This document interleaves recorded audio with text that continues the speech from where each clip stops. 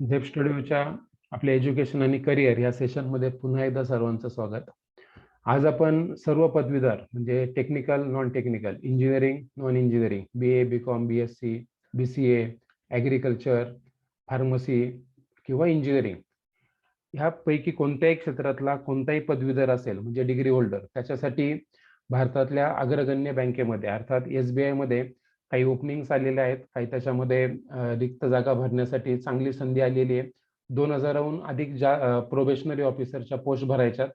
त्यासाठी नुकतीच advertise open झालेली आहे. तर त्याच्याबद्दल आपण आज माहिती पाहणार आहोत. तर नॉर्मली मगाशी म्हटल्याप्रमाणे भारतातली सर्वात मोठी bank state bank of India याच्यामध्ये प्रोबेशनरी ऑफिसर म्हणून रिक्रुटमेंट होणार आहे. त्यासाठी भारत सरकारची ॲडव्हर्टाईज आलेली आहे. त्याच्यामध्ये ऑनलाईन पद्धतीने फॉर्म भरण्याची प्रोसेस ही 5 ऑक्टोबरला सुरू झालेली आहे आणि 25 ऑक्टोबर ही त्याची शेवटची तारीख आहे. त्यासाठी ज्या 2 वेगवेगळ्या वेबसाईट्स आहेत त्या फार महत्त्वाच्या आहेत. bank.sbi/careers किंवा www.sbi.co.in/careers यापैकी कोणत्याही एका वेबसाईटवरती तुम्ही गेलात तर हा परीक्षेचा फॉर्म आपल्याला भरता येईल आणि ह्या रिक्रुटमेंटमध्ये सहभागी होता येईल. तर नॉर्मली याच्यामध्ये जे काही टेंटेटिव्ह टाइम टेबल डिस्प्ले झालेला आहे त्याप्रमाणे ऑनलाईन फॉर्म भरण्याची प्रोसेस ही 5 ऑक्टोबर ते 25 ऑक्टोबर या दरम्यान सुरू झालेली आहे. त्याच्यानंतर जे काही एक्झामिनेशनसाठी लागणारं कॉल लेटर आहे ते तुम्हाला वेबसाईटवरतीच डाउनलोड करावं लागणार आहे. ते येईल 1st किंवा 2nd वीक ऑफ नोव्हेंबर याच वर्षातल्या. त्यातली जी पहिली फेज आहे ह्या 3 फेजमध्ये एक्झाम होणार आहे. फेज 1, फेज 2 आणि फेज 3. त्यातली फेज 1 ही प्रिलिम एक्झामची असणार आहे. ती नोव्हेंबर किंवा डिसेंबर 2021ला होणार आहे. फेज 2 ची जी परीक्षा असणार आहे मेन्स म्हणजे जे विद्यार्थी पहिल्या एक्झाममध्ये इलिजिबल होतील, प्रिलिम मध्ये इलिजिबल होतील अशा विद्यार्थ्यांची मेन्स होणार आहे फेज 2 ची. ती साधारणतः डिसेंबर महिन्यामध्ये म्हणजे प्रिलिम झाली की अगदी कमी वेळामध्येच पुढच्या काही अल्पावधीमध्येच फेज 2 ची मेन्स एक्झाम होणार आहे. आणि जे विद्यार्थी फेज 2 ला पण इलिजिबल होतील त्यांच्यासाठी फेज 3 चा इंटरव्ह्यू हा 2nd किंवा 3rd वीक ऑफ फेब्रुवारी 2022 मध्ये होईल. आणि फायनल जो रिझल्ट डिक्लेरेशन आहे तो साधारणतः मार्च 2022 ला होऊन एप्रिल 2022 मध्ये प्रोबेशनरी ऑफिसर SBI मध्ये ऑल इंडिया बेसिस वरती आपली रिक्रुटमेंट ही होऊ शकते. फेज टेंटेटिव्ह टाइम टेबल आहे त्याच्यामध्ये थोडंफार प्लस मायनस होऊ शकतं आणि ते वेळेला तुम्हाला त्याच्या सूचना दिल्या जाऊ शकतात. नॉर्मली व्हॅकन्सी मगासपासून मी सांगतोय त्याप्रमाणे 2056 व्हॅकन्सी आहेत. त्याच्यामध्ये थोडंसं प्लस मायनस हे होऊ शकतं. कॅटेगरी वाईज पोस्ट आहेत वेगवेगळ्या. SC साठी 324, ST साठी 162, OBC साठी 560, EWS साठी 200, जनरल कॅटेगरीसाठी 810.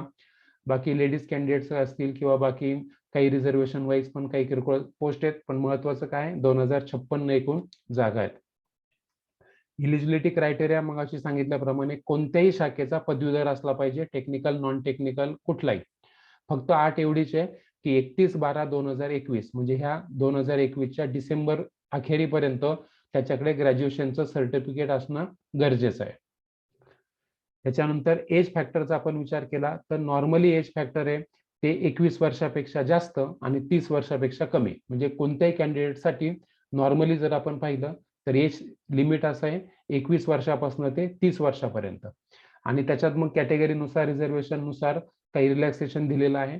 जसं SC ST कॅन्डिडेटसाठी 5 वर्षाचं, OBC साठी 3 वर्षाचं आणि काही विकलांग असेल कोणी PWD असेल तर त्यांच्यासाठी 15 वर्षाचं. असं नॉर्मली याच्यामध्ये रिलॅक्सेशन धरून तुम्ही आपल्या स्वतःला त्याच्यामध्ये जज करू शकता आणि फॉर्म्स हे भरू शकता. त्याचप्रमाणे काही एक सर्व्हिसमन असेल किंवा कमिशन वरती सर्व्हिस करून आलेले सोल्जर्स असतील की ज्यांना ही परीक्षा परत देण्याची इच्छा असेल त्यांच्यासाठी पण या 30 वर्षाच्या पुढे 5 वर्ष एक्स्ट्राचं रिलॅक्सेशन हे शासनाने दिलेलं आहे. आता जे मगाशी म्हटलं तसं 3 फेज मध्ये जी परीक्षा होणार आहे त्यातली पहिली जी फेज असणार आहे ती प्रिलिम एक्झामची असणार आहे. प्रिलिम एक्झाम ही 100 मार्कची होणार आहे.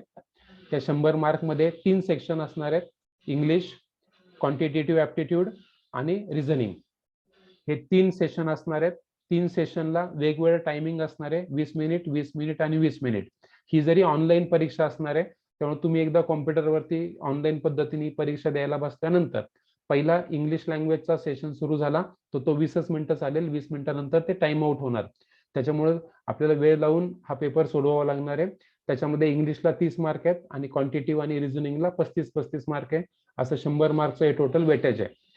कोणती परीक्षा म्हणजे ही प्रिलिम असू द्यात किंवा मेन्स असू द्यात, ही ऑनलाईन पद्धतीनेच होणार आहे, कॉम्प्युटर बेस होणार आहे, पण त्याला निगेटिव्ह मार्किंग असणार आहे.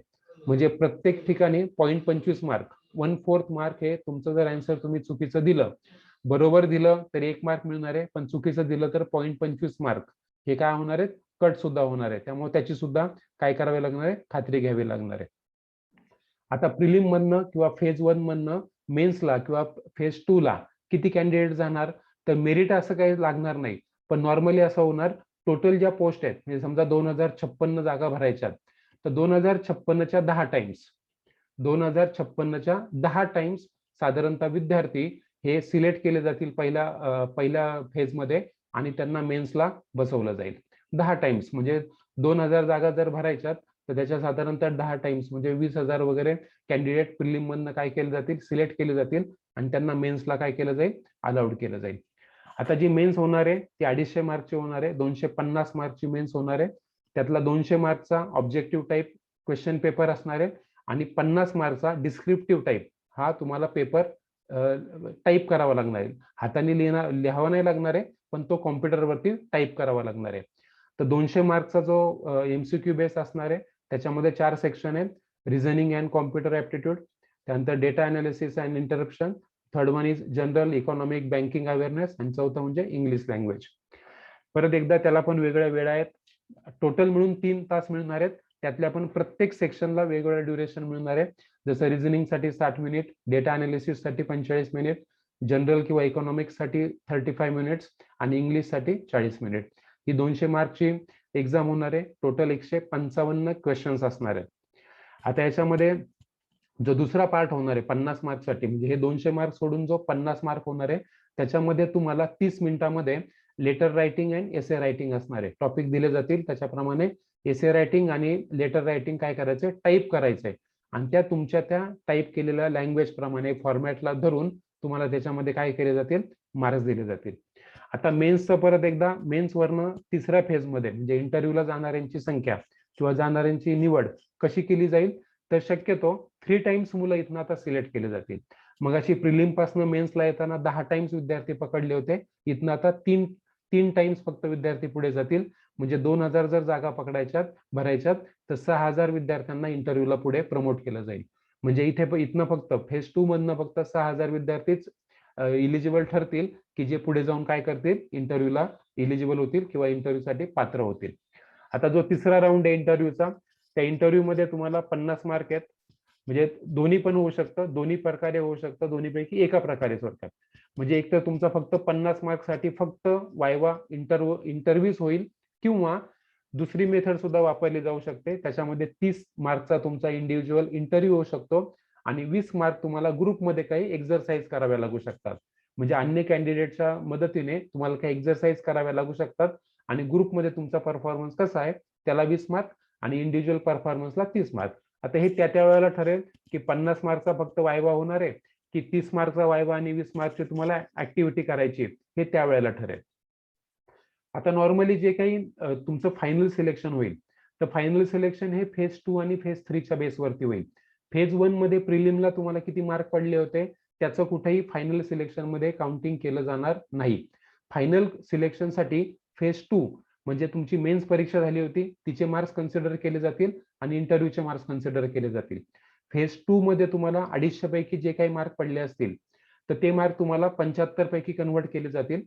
म्हणजे 250 पैकीची जी तुमची परीक्षा झाली होती तर ती साधारणतः 75 मार्क्सला कन्वर्ट केली जाईल आणि 250 पैकी एवढे तर 75 पैकी किती हा रेशो काढून तुम्हाला तिथे 75 पैकी मार्क्स दिले जातील आणि 50 मार्क्सचा जो तुमचा वायवा होणार आहे किंवा इंटरव्ह्यू होणार आहे त्याचे मार्क्स 25 ला कन्वर्ट केले जातील.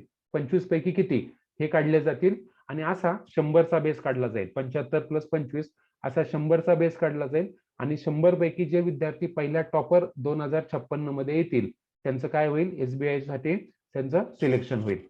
आता एकदा सिलेक्शन झाल्यानंतर फर्स्ट याला तुमची जी काही सॅलरी असणार आहे किंवा पेमेंट असणार आहे ते साधारणतः आजच्या नॉर्म्स प्रमाणे 41,960 रुपये एवढं चांगलं असणार आहे. म्हणजे त्याचा जो पे बँड आहे तो 36,000 ते साधारणतः 49,000 किंवा 63,000 हे वेगळे ग्रेड आहेत, ते पुढचा विषय येतो. फक्त महत्वाचं काय की पॅकेज चांगलं आहे. सांगण्याचा इथे माझा तुम्हाला दृष्टिकोन एवढाच आहे की आपण जर पाहिलं तर स्टार्टिंगचा पगारच साधारणतः 42,000 रुपये, म्हणजे चांगलं पॅकेज कोणत्याही पदवीधराला हे डेफिनेटली मिळू शकतं. आणि याच्या व्यतिरिक्त जे बाकीचे काही अलाउन्सेस असतात सेंट्रल गव्हर्नमेंटचे, ते सुद्धा तुम्हाला मिळतील. आता इथे एक फक्त ट्विस्ट असा आहे की एकदा तुम्ही जॉईनिंग केलं, तुमचं सिलेक्शन झालं आणि जॉईन तुम्ही करायचं ठरवलं, तर तुम्हाला 2 लाख रुपयाचा बॉन्ड लिहून द्यावा लागणार आहे. दोन बॉन्ड असा लिहून द्यावा लागणार आहे की तुम्ही सिलेक्शन झाल्यानंतर, जॉईनिंग केल्यानंतर किमान 3 वर्ष तुम्ही बँक सोडून जाणार नाही. म्हणजे नॉर्मली कोणी सोडून जात नाही, तो एक वेगळा विषय आहे, पण तरी एक सेपर साईडला एक बॉन्ड लिहून घेतला जातो 2 लाखाचा की किमान 3 वर्ष तुम्ही बँकेबरोबर काय कराल, असोसिएट राहाल किंवा काम कराल. आणि जर इन केस तुम्हाला काही वेगळ्या कारणामुळे जर बॉन्ड तोडावा लागला, तर बॉन्डची जी अमाऊंट तुम्ही दिलेली आहे ती अमाऊंट काय करावं लागेल, गव्हर्नमेंटला पे करावी लागेल. आता हा फॉर्म भरण्यासाठी नॉर्मली SC ST आणि हँडिकॅप कॅन्डिडेटला कोणत्याही प्रकारची फी नाहीये, आणि बाकी सगळेच म्हणजे जनरल कॅटेगरी, EWS कॅटेगरी किंवा OBC कॅटेगरी यांच्यासाठी ती 750 रुपये एवढी रजिस्ट्रेशन फीज आहे.